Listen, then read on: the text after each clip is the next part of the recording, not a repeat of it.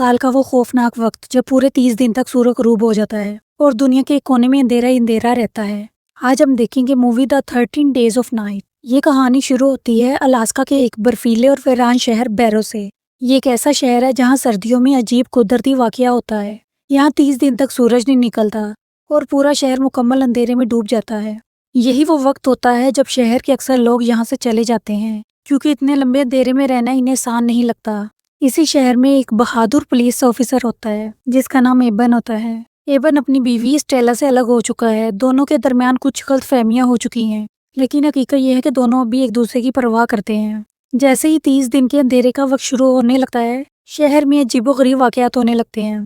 बर्फीली हवाएं जोर से चल रही हैं, चारों तरफ सफेद बर्फ ही बर्फ है और दूर समुंदर की तरफ एक पुराना बहरी जहाज बर्फ में फंसा हुआ नजर आता है। इस जहाज से एक पुरस्कार अजनबी शख्स उतरता है। इसके चेहरे पर अजीब सी मुस्कुराहट और आंखों में पागलपन होता है। वो खामोशी से कस्बे की तरफ चल पड़ता है। इसी दौरान स्टेला शहर छोड़ने वाली आखिरी फ्लाइट पकड़ने जा रही होती है, लेकिन रास्ते में इसकी गाड़ी का एक्सीडेंट हो जाता है। इसी रात शहर में पहली खौफनाक चीज होती है, लोगों के पालतू कुत्ते बेदर्दी से मार दिए जाते हैं। एबन और इसके साथी देखते हैं लेकिन कुछ समझ नहीं पाते। कुछ देर बाद एबन को एक जगह जलते हुए फूस का ढेर मिलता है।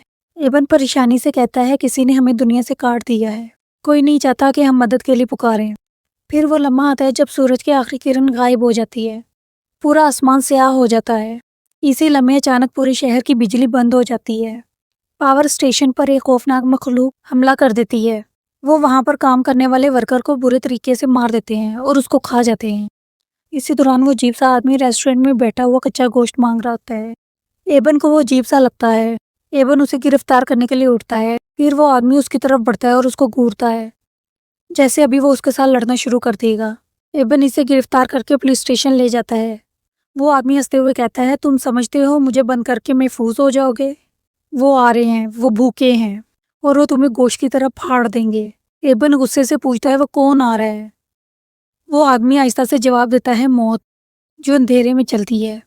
वहां पर 3 वर्कर छुट्टी करके वापस जा रहे होते हैं। वो तीनों आपस में बातें कर रहे होते हैं, जिनमें 2 लड़के और एक लड़की होती है। जहां उनके ऊपर हमला होता है, वो एक मेल वर्कर को साथ ले जाता है। वो परेशान हो जाते हैं कि ये क्या हो गया। वो उसे आवाजें देते हैं लेकिन कोई जवाब नहीं आता। एकदम से जब वो वर्कर वापस आता है तो उसके मुंह से खून निकल आता है और वो शदीद जख्मी होता है। इतनी ही देर में कि वो कुछ समझ सकते, वो वैम्पायर दूसरे वर्कर को भी खींच के ले जाता है और उसको मार डालता है। वहां पर मौजूद एक फीमेल वर्कर ही बच जाती है और वो वहां पर मौका देकर भाग जाती है। सीन पुलिस स्टेशन पर शिफ्ट होता है, जहां पर वो अजनबी शख्स एंडे जो उनको घायल करने की कोशिश करता है और उसे बहुत बुरे तरीके से मारा होता है। जहां पर एबेन वक्त पर आ जाता है और वो एंडे के हाथ पे गोली मार देता है। एंडे बुरी तरीके से जख्मी हो जाता है। एबेन एंडी से पूछता है कि वो कौन है जिसने उस वर्कर को मारा, जिस पर एंडी उससे कहता है कि तुम सब मरने वाले हो, तुम्हारी मौत बहुत करीब है। एबेन और स्टेला अपने बाकी वर्कर्स को ढूंढने के लिए गाड़ी लेकर निकल जाते हैं। एबेन को रास्ते में कुछ अजीब सा महसूस होता है। वो गाड़ी रोक देता है। एबेन को दूर से एक बहुत अजीब सी आवाज सुनाई देती है। स्टेला गाड़ी से बाहर निकलती है और वो दूरबीन उठाकर जहाँ से आवाज आ रही होती है वहां पर देखती है।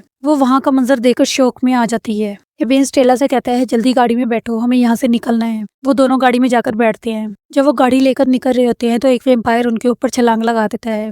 वो गाड़ी के ऊपर पूरे तरीके से पंच करता है। एबेन अपनी गन निकालकर उसे गोली मार देता है। फिर वो गाड़ी को एकदम से ब्रेक मारते हैं, जिसकी वजह से वो वैम्पायर नीचे गिर जाता है और वो गाड़ी लेकर वहां से चले जाते हैं। जब वो वापस आते हैं तो वो देखते हैं राक्षस ने शहर को तहस नहस कर दिया है। जब एबन पुलिस स्टेशन में जाता है तो वो एंडी से पूछता है कि यहाँ पर क्या हुआ है। वहां पर हर जगह खून ही खून होता है। एंडी उससे कहता है कि मुझे उन लोगों ने छोड़ दिया है, तुम मुझे मार डालो। अचानक बाहर से चीखों की आवाजें आना शुरू हो जाती हैं।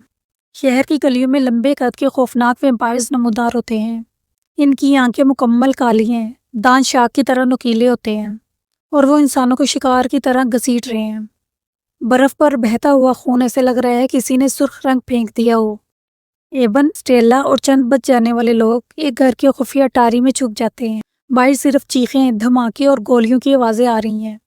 स्टेला घबरा कर कहती है, हम यहाँ 30 दिन तक नहीं छुप सकते। एबन आहिस्ता से जवाब देता है, हमें खामोश रहना होगा, वो हमें ढूंढ रहे हैं। और वो सूंघ भी सकता, वैम्पायर का सरदार उन्हें ढूंढ नहीं पाता तो वो उनके लिए चारा डालता है। वो एक लड़की को वहां पर छोड़ जाता है ताकि वो लोग इस लड़की को देकर बाहर निकले। एबेन ये देकर समझ जाता है कि ये सिर्फ राक्षस हमें बाहर निकालने के लिए कर रहे हैं। वहां से कोई भी बाहर नहीं निकलता, सब लोग छुप कर देख रहे होते हैं। वो राक्षस बाहर आते हैं اور اس عورت کو مار ڈالتے ہیں۔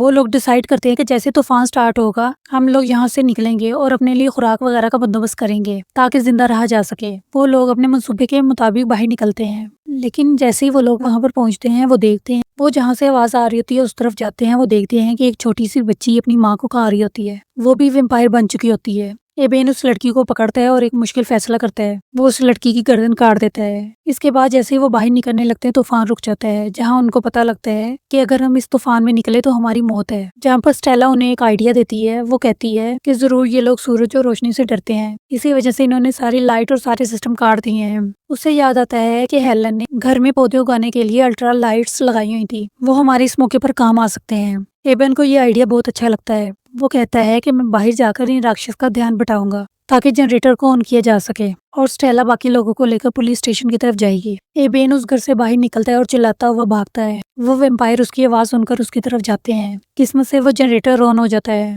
ویمپائرز پورے شہر کو آگ لگا دیتے ہیں تاکہ کوئی ثبوت باقی نہ رہے، اب بچنے کا کوئی راستہ نہیں تھا۔